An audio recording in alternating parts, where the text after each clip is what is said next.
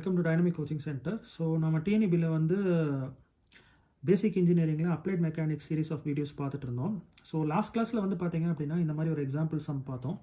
So ஒரு body of weight W and P amount of external force வந்து நம்ம கொடுக்குறோம். அந்த பாடி வந்து பார்த்தீங்க அப்படின்னா ஒரு பிளேன் மேலே லையாக இருந்தது.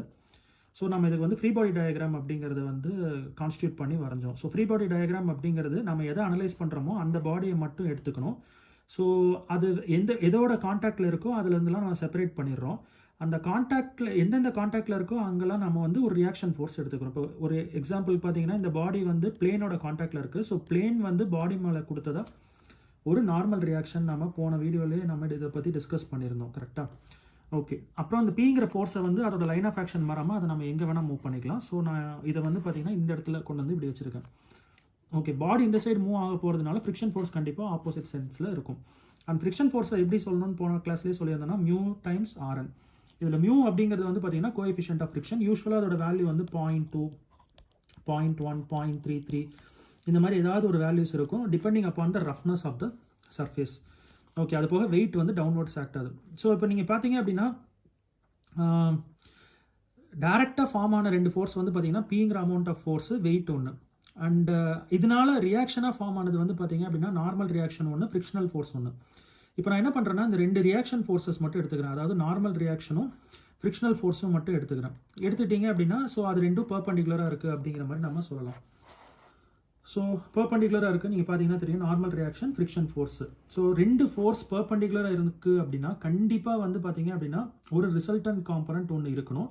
அந்த ரிசல்டன்ட் காம்பனண்ட் வந்து நார்மல் ரியாக்ஷனோட மேக் பண்ணுற ஆங்கிளை நாம் என்னென்னு டிஃபைன் பண்ணுறோம்னா தீட்டா அப்படின்னு டிஃபைன் பண்ணுறோம்.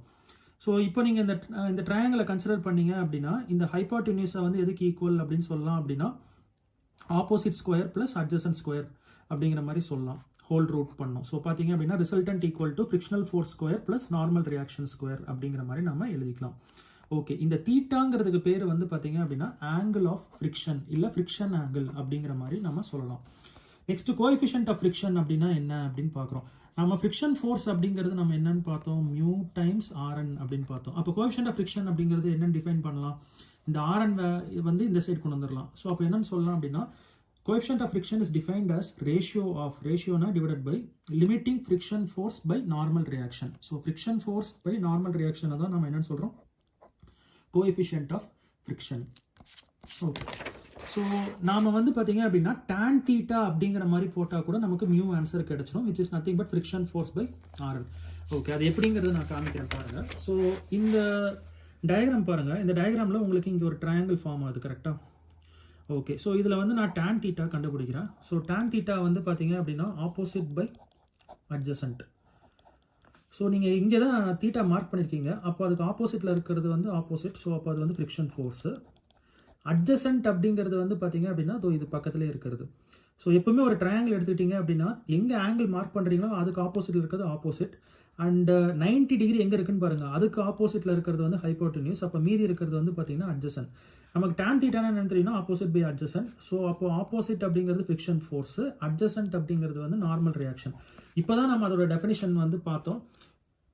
FF by Rn, friction force by normal reaction அப்படிங்கிறது நம்ம என்னென்னு பார்த்தோம்னா கோஎஃபிஷியன்ட் ஆஃப் ஃப்ரிக்ஷன் பார்த்தோம். ஸோ அப்போ நம்ம என்ன சொல்லலாம்னா tan ஆஃப் ஃப்ரிக்ஷன் ஆங்கிள் அப்படின்னு போட்டோம்னாலே நமக்கு என்ன கிடைச்சிரும்னா கோஎஃபிஷியன்ட் ஆஃப் ஃப்ரிக்ஷன் கிடைச்சிரும்.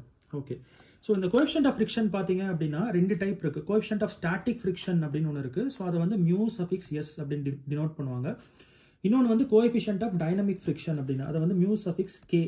இது டைனமிக் ஃப்ரிக்ஷன் சொல்லலாம், இல்லை கைனடிக் ஃப்ரிக்ஷன் அப்படிங்கிற மாதிரி கூட சொல்லலாம். ஓகே, ஸோ ஒரு பாடி ரெஸ்ட்டில் இருக்கும்போது அந்த பாடியில் வந்து ஒரு கோஎஃபிஷியன்ட் ஆஃப் ஃப்ரிக்ஷன் இருக்கும், அது வந்து ஸ்டாட்டிக்கு. அந்த பாடி மோஷனில் இருக்கும்போது வந்து பார்த்தீங்கன்னா ஒரு கோஎஃபிஷியன்ட் ஆஃப் ஃப்ரிக்ஷனை எக்ஸ்பீரியன்ஸ் பண்ணும். ஸோ அது வந்து பார்த்தீங்க அப்படின்னா கைனடிக் ஃப்ரிக்ஷன் அப்படிங்கிற மாதிரி சொல்லலாம். எப்பவுமே வந்து பார்த்தீங்க அப்படின்னா ஸ்டாட்டிக் ஃப்ரிக்ஷன் தான் ரொம்ப அதிகமாக இருக்கும் when compared to kinetic friction. So practical values படி கூட சொல்லலாம் அப்படின்னா உங்களுக்கு கைனடிக் ஃப்ரிக்ஷன் வந்து பார்த்தீங்க அப்படின்னா ஸ்டாட்டிக் ஃப்ரிக்ஷனை விட கண்டிப்பாக ஒரு 25% வந்து கம்மியாக இருக்கும் அப்படிங்கிற மாதிரி நம்ம சொல்லலாம். ஸோ ஸ்டாட்டிக் ஃப்ரிக்ஷன் வேல்யூ உங்களுக்கு கொடுத்துருக்காங்க அப்படின்னாலே நீங்கள் அதுலேருந்து வந்து பார்த்தீங்க அப்படின்னா ஒரு 25% கம்மி பண்ணி கால்குலேட் பண்ணிங்கன்னா உங்களுக்கு கைனடிக் ஃப்ரிக்ஷன் ஆன்சர் வந்து கிடைச்சிரும். ஓகே, நம்ம அடுத்தது வந்து இம்பார்ட்டண்ட்டான டேர்ம் போகலாம். இது நிறைய டைம் கேட்டிருக்காங்க பாஸ்ட் கொஷின் பேப்பர்ஸில். டிஸ்கஸ் பண்ணும்போது உங்களுக்கு தெரியும். ஸோ ஆங்கிள் ஆஃப் ரெப்போஸ் அப்படிங்கிறது. ஸோ இதுக்கு மீனிங் என்ன அப்படிங்கிறத பார்க்கலாம். ரொம்ப ஈஸி. ஸோ இப்போ வந்து பார்த்தீங்க அப்படின்னா ஒரு இன்க்ளைன்டு பிளேன் இருக்குது. அது மேலே நம்ம வந்து ஒரு பாடியை வந்து நம்ம பிளேஸ் பண்ணியிருக்கோம். அந்த இன்க்ளினேஷன் வந்து பார்த்திங்க அப்படின்னா ஆல்ஃபாங்கிற ஆங்கிளுக்கு வருது. ஸோ இதை நம்ம வந்து ஃப்ரீ பாடி டயக்ராமாக முதல்ல இந்த பாடியை எடுத்து அனலைஸ் பண்ணும்போது நமக்கு இன்னும் ஈஸியாக நிறைய விஷயங்கள் வந்து புரியும். ஓகே, ஸோ எப்படி ஃப்ரீ பாடி டயக்ராம் போடணும் இன்க்ளைன் பிளேனில் அப்படிங்கிறத சொல்கிறேன். நிறைய டைம் கேட்டிருக்காங்க இதை பேஸ் பண்ணி ப்ராப்ளம்ஸ் எல்லாமே. சின்ன சின்ன ப்ராப்ளம்ஸ் தான், ஈஸியாக கால்குலேட் பண்ணுற லெவலில் தான் இருக்கும். ஸோ இது எப்படிங்கிறத பார்க்கலாம். இப்போ ஒரு பாடி வந்து ஸ்ட்ரெயிட்டாக இருந்துச்சு அப்படின்னா எக்ஸ் ஆக்சிஸ் ஒய் ஆக்சிஸ் அப்படியே இருக்கும். இதோட வெயிட் வந்து டவுன்வர்ட்ஸ் ஆக்ட் ஆகும். இப்போ என்னன்னா அந்த பாடி வந்து இன்க்ளைண்டாக இருக்குது. அப்போ முதல்ல உங்களுக்கு பிளேன் எப்படி இருக்கோ அதுக்கு பேரலாக இருக்கும் எக்ஸ் ஆக்சிஸ், அண்ட் போட்ட அந்த எக்ஸ் ஆக்சிஸ்க்கு பர்பண்டிகுலராக உங்கள் ஒய் ஆக்சிஸ் இருக்கும்.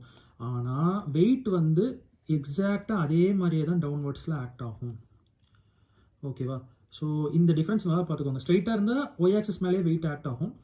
இன்க்ளைண்டாக இருந்துச்சு அப்படின்னா எக்ஸ் ஆக்சிஸும் ஒய் ஆக்சிஸும் ஷிஃப்ட் ஆயிரும், ஆனால் வெயிட் அப்படியே தான் ஆக்ட் ஆகும். இப்போ வெயிட் வந்து பார்த்தீங்கன்னா ஒரு ஆங்கிள் வந்து உங்கள் ஒய் ஆக்சிஸோட மேக் பண்ணோம்.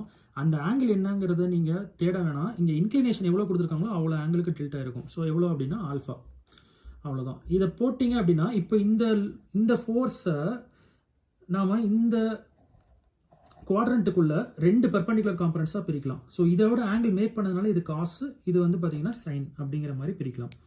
ஸோ பாருங்கள், நான் அதை வந்து உங்களுக்கு ஃப்ரீ பாடி டயக்ராமாக போட்டிருக்கேன். ஸோ டபிள்யூங்கிற வெயிட்டு, ஆல்ஃபாங்கிற ஆங்கிள் பார்த்தோம். ஸோ இந்த டபிள்யூங்கிற வெயிட் இன்க்ளைண்டாக இருக்குது.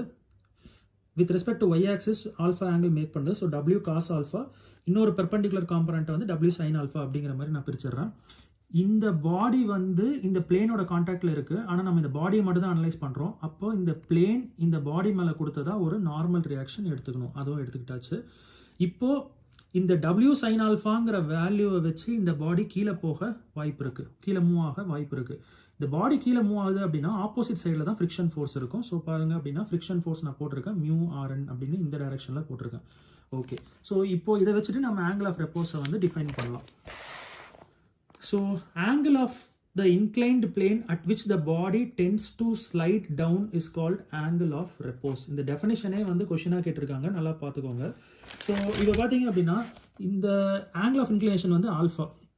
ஒரு பர்டிகுலர் வேல்யூ வரைக்கும் வந்து பார்த்தீங்கன்னா இந்த பாடி வந்து அதிலே ஸ்டே பேக் ஆகும். இன்னும் கொஞ்சம் நம்ம ஆங்கிள் இன்க்ரீஸ் பண்ணிட்டு போக போக அந்த பாடி வந்து என்ன ஆக ஆரம்பிக்கும்னா ஸ்லைட் ஆக ஆரம்பிக்கும், கீழே போக ஆரம்பிக்கும். ஓகேவா? எந்த பர்டிகுலர் ஆங்கிளில் ஜஸ்ட் ஸ்லைட் ஆகுதோ அதை நம்ம என்னன்னு சொல்கிறோம்னா ஆங்கிள் ஆஃப் ரெப்போஸ் அப்படின்னு சொல்கிறோம். டெஃபினிஷன் பார்த்துக்கோங்க. The angle of inclined plane at which the body tends to slide down is called as angle of repose. So angle of repose அப்படிங்கிறது வந்து பார்த்தீங்க அப்படின்னா equal to angle of static friction அப்படிங்கிற மாதிரி நாம சொல்லலாம். ஓகே, நெக்ஸ்ட்டு என்னென்ன கண்டிஷன்ஸ்னு பார்க்கலாம். நம்ம ஆல்ரெடி தீட்டான்னு ஒன்று பார்த்துருக்கோம், ஆங்கிள் ஆஃப் ஃப்ரிக்ஷன். இப்போ ஆல்ஃபான்னு ஒன்று பார்த்துருக்கோம், அது வந்து இன்க்ளைன்டு பிளேனோட ஆங்கிள். ஒருவேளை மோஷனுக்கு அது காரணமாக இருந்துச்சு அப்படின்னா அது ஆங்கிள் ஆஃப் ரெப்போஸ்னு சொல்லலாம். ஸோ இப்போ உங்கள் இன்க்ளினேஷன் ஆங்கிள் வந்து ஃப்ரிக்ஷன் ஆங்கிளை விட கம்மியாக இருந்ததுன்னா தாராளமாக அந்த பாடி வந்து இன்க்ளைன்டு பிளேன்லேயே அப்படியே நிற்கும், ஸ்டே பேக் ஆகிருக்கும், ரெஸ்ட்லேயே இருக்கும் அப்படிங்கிற மாதிரி நம்ம சொல்லலாம். So body will be under rest condition. So இது எல்லாமே 1 மார்க்ஸில் கேட்டிருக்காங்க பாருங்கள். நெக்ஸ்ட்டு ஆல்ஃபாவும் தீட்டாவும் ஈக்குவலாக இருந்ததுன்னா இதுக்கு என்ன மீனிங்? இன்க்ளினேஷனோட ஆங்கிளும் ஃப்ரிக்ஷனோட ஆங்கிளும் சேமாக இருந்துச்சு அப்படின்னா ஜஸ்ட் ஸ்லைடாக ஆரம்பிக்கும். ஓகே, சப்போஸ் இன்க்ளினேஷன் ஆங்கிள் ரொம்பவே அதிகமாக இருக்குது உங்களுக்கு ஃப்ரிக்ஷன் ஆங்கிளை விட அப்படிங்கிற மாதிரி இருந்துச்சு அப்படின்னா கண்டிப்பாக பாடி ஸ்லைட் டவுன் ஆகும். ஆனால் ஸ்லைட் டவுன் ஆகிறதுக்கு காரணம் வந்து பார்த்தீங்க அப்படின்னா due to its own weight அப்படிங்கிற மாதிரி நம்ம சொல்லிடலாம். ஸோ 3 டிஃப்ரெண்ட் கண்டிஷன் இருக்குது, இதை நல்லா பார்த்துக்கோங்க. ஓகே, இப்போ அடுத்தது வந்து இந்த மாதிரி சின்ன விஷயத்துலேருந்தும் கொஷின்ஸ் நிறைய கேட்டிருக்காங்க. Laws of static friction. So ஒரு பாடி வந்து ஈக்லிபிரியம் கண்டிஷனில் ரெஸ்ட் பொசிஷனில் இருக்குது. ஸோ அப்போது ஸ்டாட்டிக் ஃப்ரிக்ஷனோட கண்டிஷன்ஸ் என்னென்ன அப்படின்னு பார்த்தீங்க அப்படின்னா ஃபஸ்ட்டு பாயிண்ட் உங்களுக்கு தெரிஞ்சதுதான். Friction force acts in the opposite direction to that of which the body tends to move. Body எந்த டைரக்ஷனில் மூவ் ஆகுதோ அதுக்கு ஜஸ்ட் ஆப்போசிட் டைரக்ஷனில் வந்து ஃப்ரிக்ஷன் ஃபோர்ஸ் ஆக்ட் ஆகும் அப்படிங்கிறத சொல்லலாம். நீங்கள் கேட்கலாம் ஸ்டாட்டிக் ஃப்ரிக்ஷனாக பாடி ரெஸ்ட்டில் தானே இருக்கும். எஸ், பாடி ரெஸ்ட்டில் தான் இருக்கும். பட் பாடி எந்த இதில் மூவ் ஆகிறதுக்கு வாய்ப்பு இருக்குது எக்ஸ்டர்னல் ஃபோர்ஸ் அப்ளிகேஷன் மூலமாக அப்படிங்கிறத கண்டுபிடிக்கிறீங்கன்னா அதுக்கு ஆப்போசிட் சைடில் தான் கண்டிப்பாக வந்து ஃப்ரிக்ஷன் ஃபோர்ஸ் இருக்கும் அப்படிங்கிறத நீங்கள் தெரிஞ்சுக்கலாம். Next, friction force does not depend upon the shape and area of contact. ரொம்ப ரொம்ப இம்பார்ட்டன்ட். ஸோ ஒரு பாடியோட ஷேப்போ இல்லை ஏரியா ஆஃப் கான்டாக்டோ டிபெண்ட் பண்ணி உங்களுக்கு ஃப்ரிக்ஷன் ஃபோர்ஸு கிடையாது அப்படிங்கிறத ஞாபகம் வச்சுக்கோங்க. நெக்ஸ்ட் ஃப்ரிக்ஷன் ஃபோர்ஸ் அப்போ எதை டிபெண்ட் பண்ணியிருக்கும் அப்படின்னு பார்த்தீங்கன்னா depends upon the degree of roughness. So இப்போ ஒரு பாடி இருக்குது, ஒரு பிளேன் சர்ஃபேஸ் இருக்குது. இந்த பாடிக்கும் பிளேன் சர்ஃபேஸ்க்கும் நடுவில் எவ்வளோ ரஃப்னஸ் இருக்கும் அதை பொறுத்து தான் ஃப்ரிக்ஷன் ஃபோர்ஸ் இருக்கும் அப்படிங்கிற மாதிரி நம்ம சொல்ல முடியும். And if the body does not move even after the applied force, நான் இப்போ ஒரு ஃபோர்ஸ் கொடுக்குறேன், கொடுத்ததுக்கப்புறமும் இந்த பாடி வந்து அங்கேயே தான் இருக்குது அப்படின்னா then the applied force is equal to friction force. கண்டிப்பாக ஃப்ரிக்ஷன் ஃபோர்ஸும் அப்ளைட் ஃபோர்ஸும் கேன்சல் அவுட் ஆயிடுச்சு அப்படின்னு அர்த்தம். நீங்கள் அப்ளை பண்ணுற ஃபோர்ஸ் ஃப்ரிக்ஷன் ஃபோர்ஸை விட அதிகமாக இருந்ததுனா தான் பாடி வந்து மூவ் ஆக ஆரம்பிக்கும். அண்ட் தென் இந்த ரேஷியோ இருக்குது பார்த்தீங்களா, மியூவோட டெஃபினிஷன் பார்த்தோம்னா friction force by normal reaction, அது வந்து கான்ஸ்டண்ட்டாக இருக்கும். ஓகேவா? ஸோ இது எல்லாமே வந்து ஸ்டாட்டிக் ஃப்ரிக்ஷனோட லாஸ். நெக்ஸ்ட் வந்து பார்த்தீங்க அப்படின்னா லாஸ் ஆஃப் டைனமிக் ஃப்ரிக்ஷன் இல்லைன்னா கைனடிக் ஃப்ரிக்ஷன் அப்படின்னு சொல்லலாம். இதுலேயும் ஃபர்ஸ்ட் பாயிண்ட் அதே தான், friction force acts in opposite to the direction of the motion of the body. Next இது நம்ம ஆல்ரெடி பார்த்த பாயிண்ட் தான், கோஎஃபிஷியன்ட் ஆஃப் ஃப்ரிக்ஷன் ஆஃப், அதாவது கைனடிக் கோஎஃபிஷியன்ட் ஆஃப் ஃப்ரிக்ஷன் வந்து பார்த்தீங்க அப்படின்னா will be lesser than the static coefficient of friction. அதே மாதிரி இந்த பாயிண்ட்டும் சேம் தான், friction force by normal reaction ratio அப்படிங்கிறது வந்து பார்த்தீங்கன்னா will be equal to mu and அது கான்ஸ்டண்ட்டாக தான் இருக்கும். ஓகே, இப்போது நீங்கள் அப்ளிகேஷன்ஸ் வந்து பார்த்தீங்க அப்படின்னா உங்களுக்கு ஃப்ரிக்ஷனை பொறுத்த வரைக்கும் உங்களுக்கு நிறைய இன்ஜினியரிங் அப்ளிகேஷன் இருக்குது. பெஸ்ட் எக்ஸாம்பிள் வந்து பார்த்தீங்க அப்படின்னா லேடர் ஃப்ரிக்ஷன். லேடர் ஃப்ரிக்ஷன் அப்படிங்கிறது நான் இங்கே வரைஞ்சு காமிக்கிறேன், நீங்கள் பாருங்கள். ஸோ இப்போ வந்து ஒரு லேடர் இருக்குது அப்படின்னா ஜென்ரலாக லேடர் வந்து ஒரு சைடு வால்லையும் ஒரு சைடு ஃப்ளோர்லையும் நம்ம போடுவோம், கரெக்டாக? ஒரு எக்ஸாம்பிளுக்கு சொல்கிறேன், லேடர் வந்து ஸ்லிப் ஆக ஆரம்பிக்குது அப்படின்னு வச்சுப்போம். ஸ்லிப் ஆக ஆரம்பிக்கும் போது வந்து பார்த்தீங்க அப்படின்னா இந்த இடத்துல வந்து பார்த்தீங்கன்னா மூமெண்ட் இப்படி இருக்கும், அண்ட் இந்த இடத்துல வந்து பார்த்தீங்கன்னா மூமெண்ட் இப்படி இருக்கும், கரெக்டாக? ஸோ அப்போ இங்கே மூமெண்ட் இப்படி இருக்கிறதுனால ஃப்ரிக்ஷன் ஃபோர்ஸ் ஆப்போசிட்டில் இருக்கும், இங்கே மூமெண்ட் இப்படி இருக்கிறதுனால ஃப்ரிக்ஷன் ஃபோர்ஸ் இந்த சைடில் இருக்கும். அண்ட் இந்த லேடருக்கும் ஃப்ளோருக்கும் நடுவில் கண்டிப்பாக ஒரு நார்மல் ரியாக்ஷன் இருக்கும். அதே மாதிரி தான் இந்த லேடருக்கும் வாலுக்கும் கான்டாக்ட் இருக்குது பார்த்தீங்களா, அதுலேயும் ஒரு நார்மல் ரியாக்ஷன் கண்டிப்பாக இருக்கும். ஏன்னா நம்ம லேடரை மட்டும் தான் அனலைஸ் பண்ண போகிறோம் அப்படின்னா அது எங்கெங்கெல்லாம் கான்டாக்டில் இருக்கோ அதெல்லாம் நம்ம எடுத்துகிட்டு ஒரு நார்மல் ரியாக்ஷன் போட்டுடணும். ஓகே, அதுக்கப்புறமா வந்து பார்த்தீங்க அப்படின்னா உங்களுக்கு இது வந்து லேடர் ஃப்ரிக்ஷனை பொறுத்த வரைக்கும் இது நல்லா ஞாபகம் வச்சுக்கோங்க. நெக்ஸ்ட் வந்து பார்த்தீங்க அப்படின்னா வெஜ் ஃப்ரிக்ஷன். ஸோ வெஜ்ஜுங்கிறது ஒன்றுமே இல்லை, ஒரு இன்க்ளைன்டு பிளேன் தான். ஸோ இன்க்ளைன் பிளேனை யூஸ் பண்ணி நமக்கு மெக்கானிக்கல் அட்வான்டேஜ் கிடைக்கும். ஸோ அந்த மாதிரி அப்ளிகேஷன்லேயும் வந்து பார்த்தீங்கன்னா ஃப்ரிக்ஷன் வந்து ரொம்பவே ஹெல்ப்ஃபுல்லாக இருக்குது. நெக்ஸ்ட்டு ஸ்க்ரூ ஜாக் அப்ளிகேஷன் சொல்லலாம். நாம உங்களுக்கு ஸ்க்ரூ ஜாக் அப்ளிகேஷன் நீங்கள் வந்து பார்த்துருப்பீங்க, கார் ஜாக்கிலேருந்து எல்லாத்துக்குமே யூஸ் பண்ணுறது தான். ஸோ நீங்கள் வந்து ஒரு ஃபுல் ரொட்டேஷன் பண்ணீங்க அப்படின்னா ஒரு த்ரெட்டு மேலே மூவ் ஆகும். ஸோ அது வந்து லோடை வந்து கேரி பண்ணிவிட்டு அப்படியே நின்றுக்கும், அந்த இடத்துல செல்ஃப் லாக்கிங் கண்டிஷனில் நின்றுக்கும். அந்த செல்ஃப் லாக்கிங் கண்டிஷன் எதனால நம்ம பண்ண முடியுது அப்படின்னா ஃப்ரிக்ஷனோட யூசேஜ் வச்சு தான். நெக்ஸ்ட் நம்ம ஆல்ரெடி ஒரு அப்ளிகேஷன் பார்த்தோம், பெல்ட் ஃப்ரிக்ஷன் அப்படிங்கிறது. ஸோ இது எல்லாமே வந்து பார்த்தீங்க அப்படின்னா உங்களுக்கு இன்ஜினியரிங் அப்ளிகேஷன்ஸில் நம்ம சொல்ல முடியும். ஓகே, ஸோ இது வரைக்கும் பார்த்தீங்க அப்படின்னா ஃப்ரிக்ஷன் டாபிக் ஃபுல்லாகவே முடிஞ்சது. ஸோ நெக்ஸ்ட் வீடியோவில் வந்து பார்த்தீங்க அப்படின்னா மொமெண்ட் ஆஃப் இனர்ஷியா பற்றி கண்டினியூ பண்ணலாம். டவுட்ஸ் ஏதாவது இருந்ததுன்னா கமெண்ட் செக்ஷனில் போடுங்க, நம்ம நெக்ஸ்ட் கிளாஸில் மீட் பண்ணலாம். Thank you, by.